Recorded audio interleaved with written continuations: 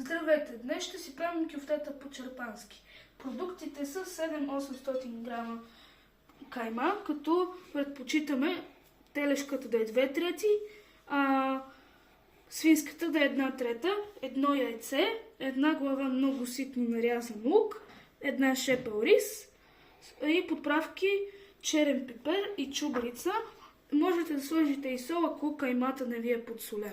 Започваме да слагаме продуктите и след това да месим каймата.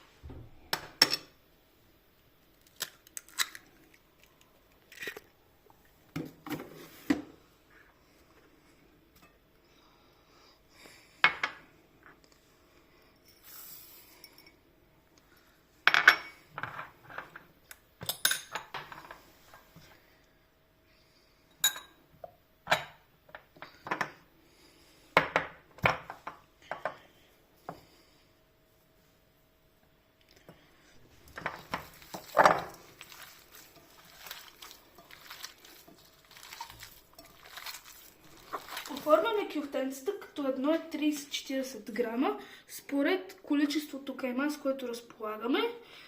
И ги овалваме кюфтетата. Не много, защото след това те ще се досготвят с соса. Пържим ги 2 минути, не повече от 2 минути всяка страна.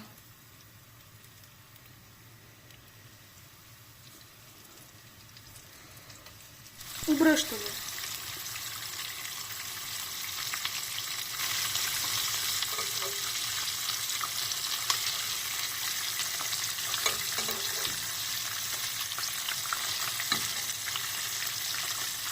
След като сме опържили кюфтетата, в същата мазнина ще направим соса.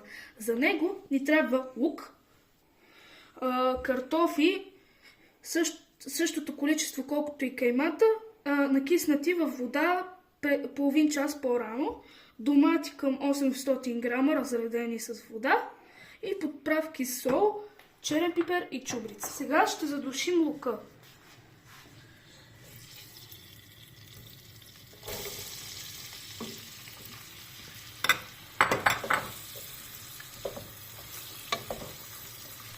Количеството лук, което задушаваме, е 3 глави и е по-едро нарязан от лука за кюфтетата. И сега добавяме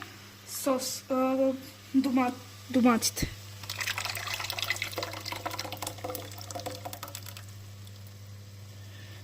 И ги разбъркваме. Преди да добавим картофите и кюфтетата, може да овкусим соса.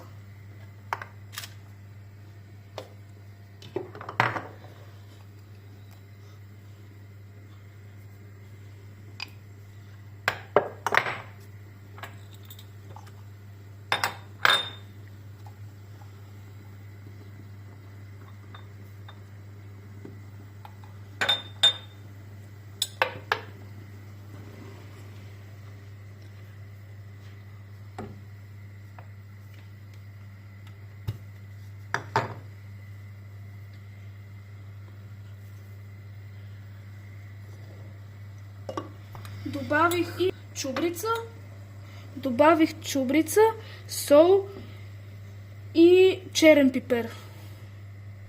Сега ще добавим картофите.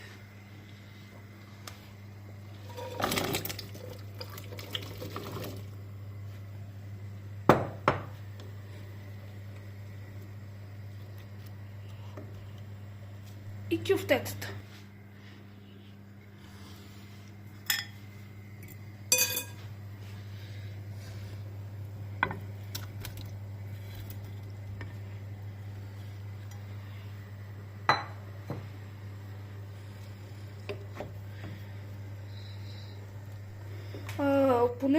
Соса сгъстява с времето, затова може да го разредим малко. Затваряме капака и оставяме да къкне на слаб огън.